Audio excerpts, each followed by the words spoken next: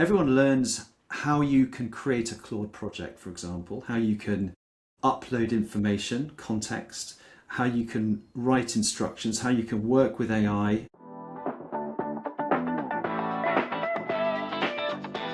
I'm really happy to be joined by Tim Bond, the CEO of CogniScale. Hi, Tim. Welcome. Hi, Rob. Thanks for having me on. So, as our listeners will know, or viewers will know, Bailey Partners is an advisor in mentoring business. We work with growth and succession and M&A, and obviously, you're not going to get away with not talking about AI and perhaps an agentic approach to things nowadays as well. So, as part of the expert series, it's brilliant to have Tim, who lives and breathes this. CogniScale is involved in sort of leadership, upskilling, AI workflows, sort of safe scale, I think is a nice way of putting it as well. And, obviously we're looking to do more and more together. It's brilliant if we can do that. And so today, I'm going to put you through the mill. I know you're used to being maybe on the other side of the microphone as such for this, Tim, but we're going to go through, I don't know, a few questions and see where we go with this. Yeah. Looking forward to it. So for leaders who feel AI is moving faster than their organizations can absorb, which I think is most, how on earth do you get started? Right. So I think when we spoke a few weeks ago, I was talking about this sort of kind of top down and bottom up idea where you've got to have both. So you've got to have leadership aligned, positive. There needs to be clarity from the CEO on what the vision is. I think there's a general acceptance now that all organisations need to get to grips with AI, and it's now a question of how to go about it. So you're having that sort of top down. You need to be considering the top down, and then from the bottom up, we've got a situation, I guess, with most organisations where you're going to have people who are very proactive and they're experimenting, they're excited, they're innovative, and perhaps they're pushing the boundaries of the tools that they may have access to at work and tools that they may not have access to at work. And we might be talking a bit about shadow AI later. And then on the other end of the spectrum, of course, you've got individuals that, for whatever reasons, they might not like the idea of changing how they work. They may not be adopting AI. They may not have any personal premium accounts or even using accounts at home. And so, so you've got this kind of position where you've got a massive variance of adoption. And then kind of overlaying that, it's like, well, is the organization, what is the situation from a tool provisioning perspective, but also from an upskilling perspective? Who's driving that? So I'll pause there, Rob, because I'm sure we're going to go in lots of different directions. But I think that's the kind of thing. It's you've got to be understanding that it's a top down and it's a bottom up. Yep. And then once you've understood that, then you can start figuring out what levers you need to pull to operationalize both the top down and the bottom up. Well, absolutely. And I think obviously it's trying to understand what's going on in an organization. I mean, we talk about maybe enterprise AI, but it could be a public organization as well, right? So what's going on in that organization in terms of they're feeling the pressure, they've got to give board reports about how they're adopting AI and all the rest of it. But I love what you said in terms of this isn't about jumping in on tools and talking about ChatGPT or Copilot or whatever it might be. This is starting off with, the context of what the organization is trying to achieve, and then looking at the people and the processes, whether that's bottom up or top down. So, going beyond those tools, how do you get into that? And I'll give you a hint is I think from what you've guided me on in the past, Tim, which is starting with surveys. Yeah, definitely. If it's okay, I just want to pull it back up to the sort of 30,000 foot view, and then we'll get into that kind of the steps, etc. I think sort of what I'm seeing sort of right now in the last few weeks, I mean, the world of AI is moving in weeks, if not days, definitely not months or years, is that this idea that at the moment, kind of AI is kind of being adopted by individuals, individual licenses, etc. And I think even if you've got good AI adoption within the organization, there's still the challenge that organizations are finding is you've got kind of these individual silos of capability, and you don't have this broader organizational intelligence. And I think kind of really where we're going to see the narrative evolving over the coming months in 2026 is like, how do you build the platform to operationalize at an organizational level, not just at the individual level. But anyway, I just wanted to mention that because I think it's quite an important point. I'll pause there if you want to respond to that before we get into the workflows and steps. I think that's an important point. You know, from a Bailey Partners point of view, well, obviously we tend to be operating with the owner, founder, CEO, second generation owner, etc. And so they'll be asking us about AI at sort of a board strategy level point of view.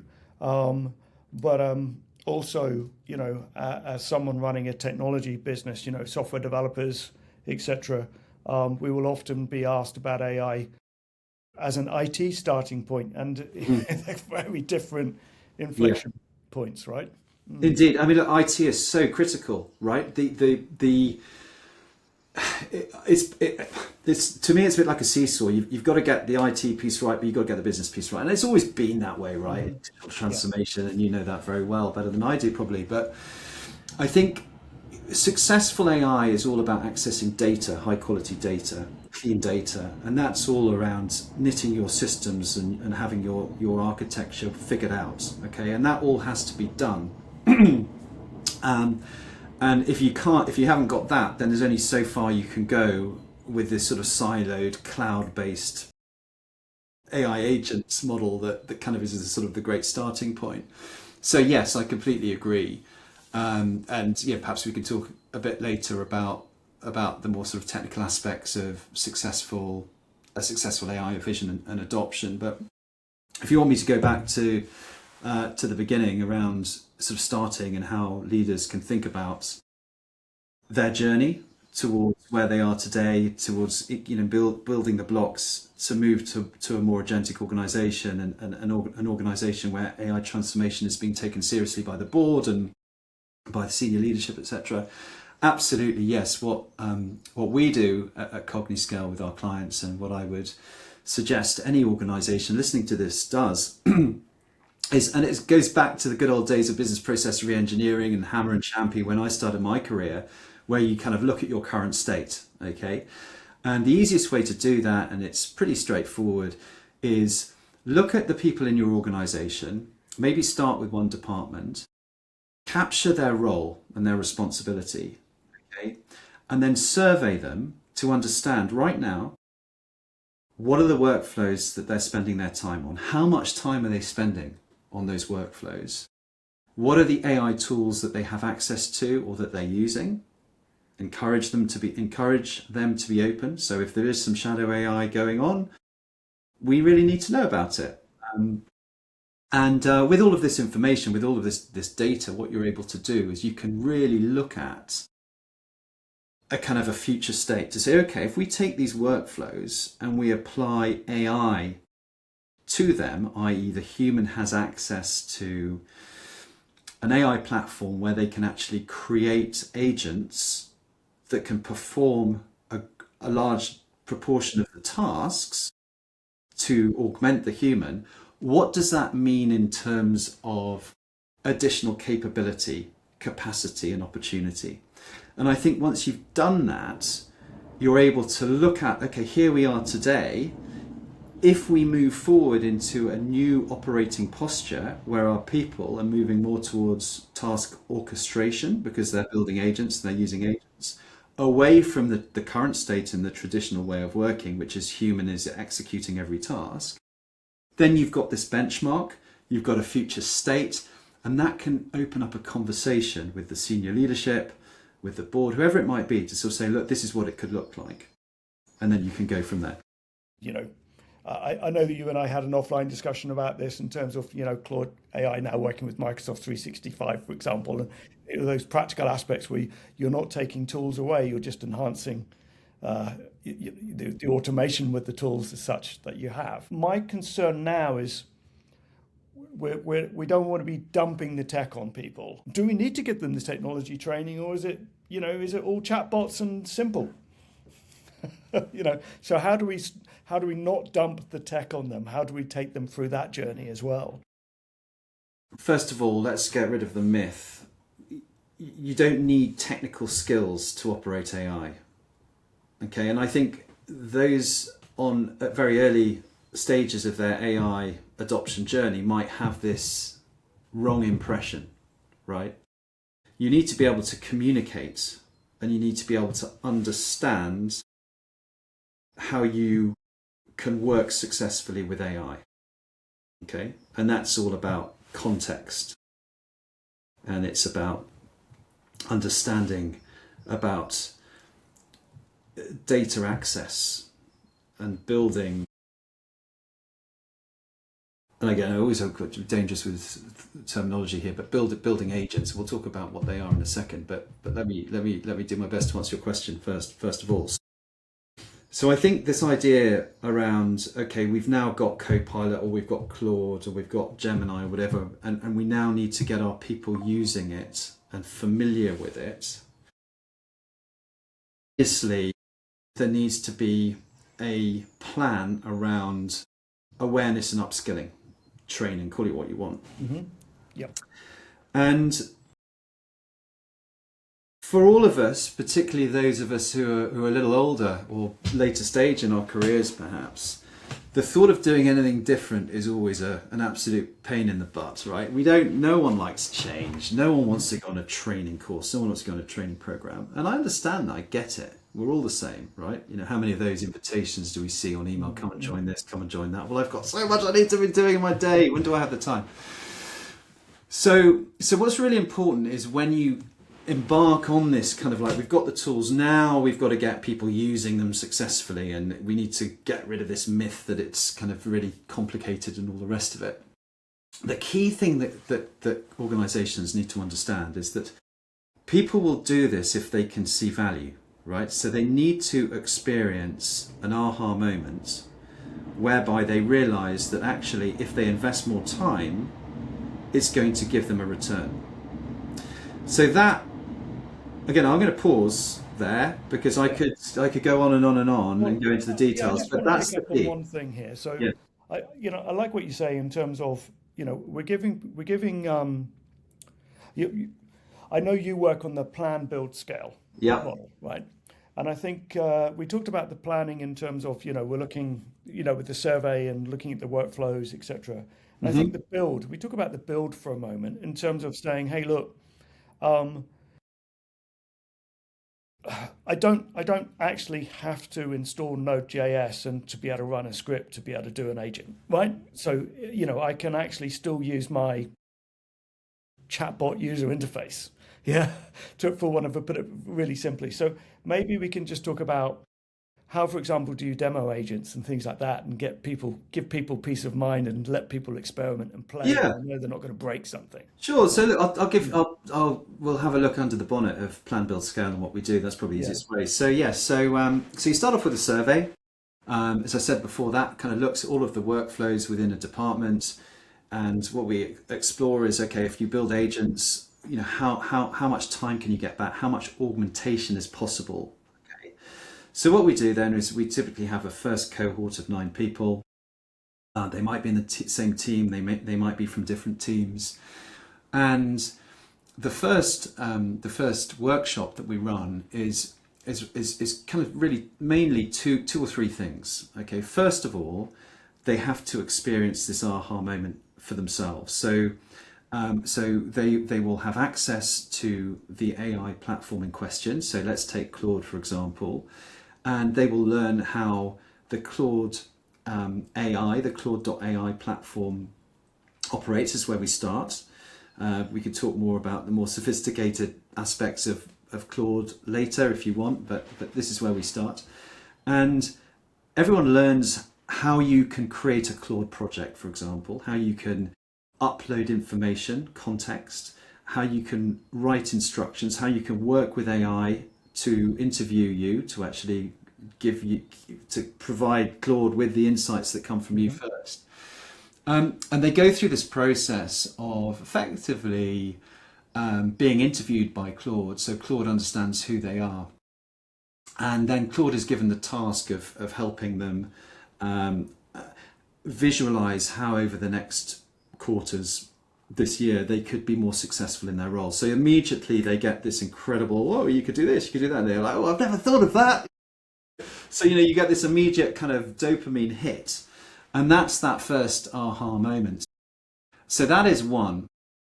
Then we've got this, you talked about demo agents before. So what we do is with all of the information we get from the surveying, we can tell, and also by doing deep research, which is effectively using AI to do thorough internet research on the organisation, on our client organisation, we understand what our client organisation, who they are, what they do, who their competition is, what their value proposition is, their unique selling points. So we're able to really build a deep understanding of our client organisation. Now, along with that, what we have is a deep understanding of all their workflows and which of those workflows are taking the most time, right?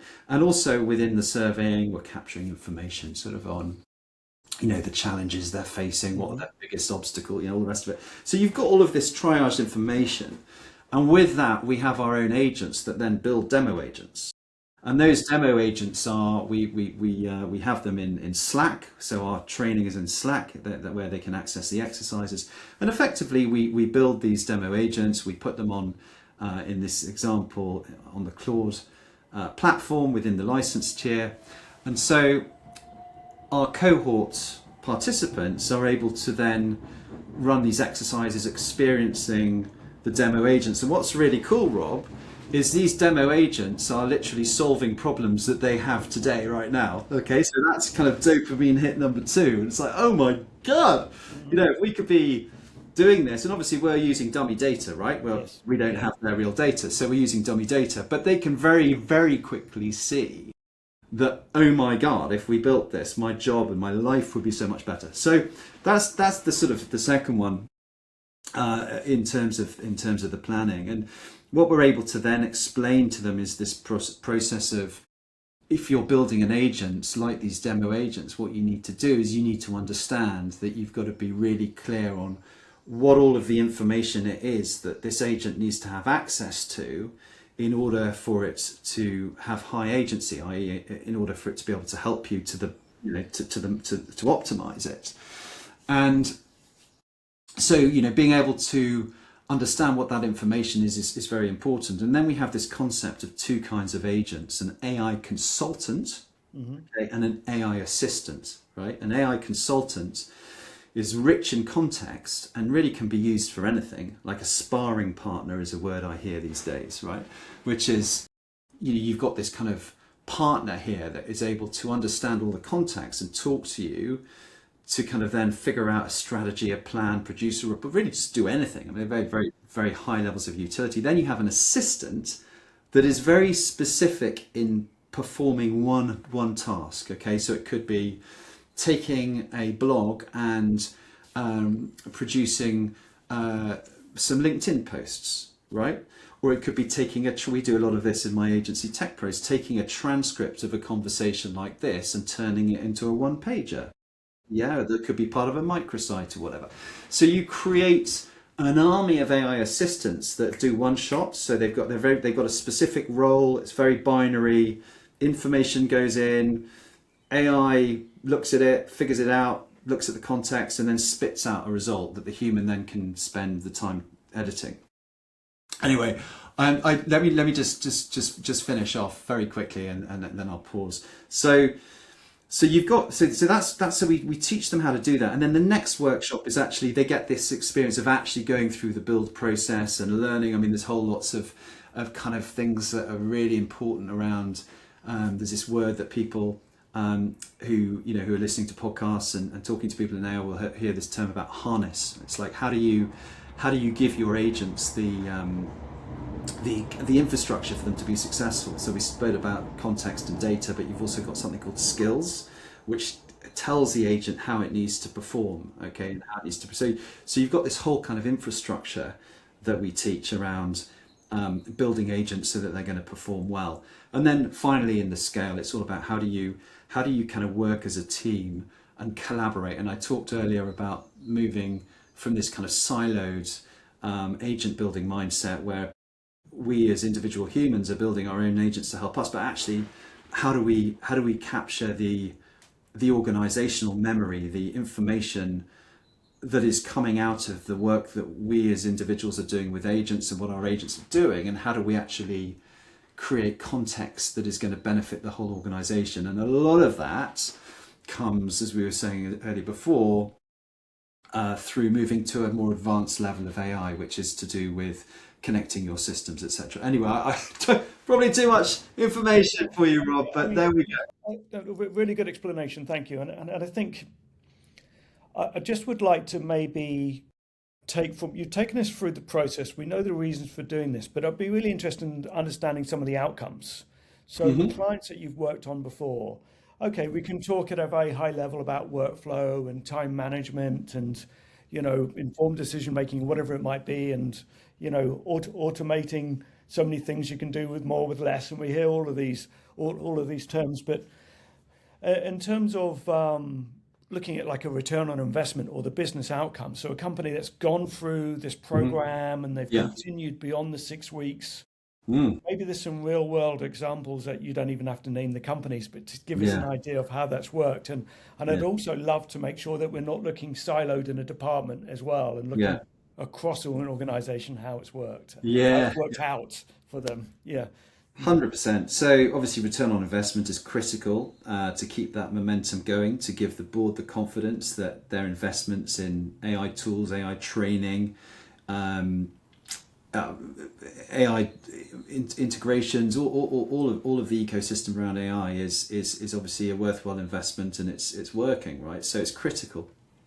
So I think trying to measure AI transformation by looking at impact on profitability, to me, is completely ludicrous because it's so complicated, right? That's the sort of thing that you might want to be measuring down the track in 2 or 3 years once you've moved over. Early on, I mean, it's right where everyone's right at the beginning of this journey. I think the easiest way is twofold: is sort of qualitative and quantitative information. So the quantitative is really about looking at how much more work are us humans able to do as a result of AI from an output perspective? How much better is that work that we're able to produce from a quality perspective? And the way we do that is we've got a platform which we call the Formula AI Control Center, which allows organizations to be able to put their agents into one place where everyone's got visibility, but also track how much time these agents are saving the humans. So you're able to very quickly visualize how much additional capacity. And by looking at the value of your people in their time, and that can be broken down to an hourly rate, a cost to company on average, you've at least got some sort of feel for, well, my God, to be able to produce this amount of work, we would actually have to double the work for the team size, right? So you've got some meaningful, tangible information that you can share with leadership. So I think that's one. I think you've also got this idea that changing the way we work, which is what's happening. It's interesting, and again, that we could do a whole topic on this. And I've seen, to me, there is this sort of nirvana, and there's also a dark side, and it's really important that we push everyone into this nirvana of working, because the amount of opportunity now to get to complete tasks and do more work, it's like a bottomless pit, right? And the problem with that is AI, we can't keep up with AI, because you can spin up unlimited numbers of tasks, okay, and the AI will just do it, but you've got to go back and check it and do more, and then all of a sudden you realize that you're spinning up all of these tasks, but you're not getting them done. It's like this, there's the saying of if you have two rabbits, you can't catch one. You're better off. Do you see what I mean? Because you're multitasking. So I think making sure the individuals that are upskilled and starting to work in this new posture understand that, it's a completely new way of working, is that you don't want to take on too many tasks at once, because you might just find that you get overwhelmed and you don't get them done. You've got to be really disciplined around going from maybe one, or you can multitask maybe maximum 3 things at one time, and then and then you can be successful in getting that work done. So from an ROI perspective, and just to sort of finish off, we work with our clients to look at how much value are they as individuals getting from this, from an additional capacity perspective, but also from a job satisfaction perspective, Yes. but also from a quality of output. The work that they're doing now, when you're combining incredible intelligence that now exists in 2026, we're recording this in May 2026, you combine this incredible intelligence with your understanding of your workflows, your domain, etc. The outputs that you're getting is way better than typically you'd be able to do yourselves, because you've got access to this incredible intelligence. So that's how we measure. I'm going to stop you there for a second. So it's interesting that because I know you have CogniScale's own IP in terms of this Formula AI control center, as you call it, and I understand that there's some baby steps in scaling, and as you said, not chasing after 2 rabbits at the same time. But this gives you control, right? And the leadership team needs to have oversight, needs to see what's going on in terms of good governance, etc. And sure, measurable success. Can we maybe talk about confidentiality as well? Because this is also an area that frightens people. Yeah. Right? Should I be putting real names into Claude? Yeah. Yeah.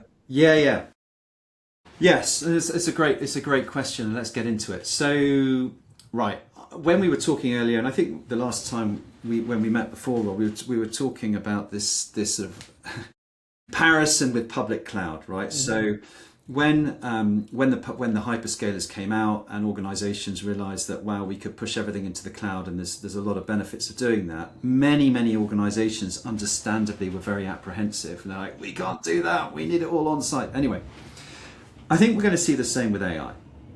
So if you look at the enterprise contracts, the enterprise tier, so the higher end paid tiers, they guarantee they're not training on your data. Okay, so they've got SOC 2, they've got HIPAA, they've got these policies that they adhere to, these regulations, which means that organizations can be a lot more confident that these AI platforms are not going to cause them data breaches and essentially problems and legal issues down the track. So I think that is probably the most important consideration.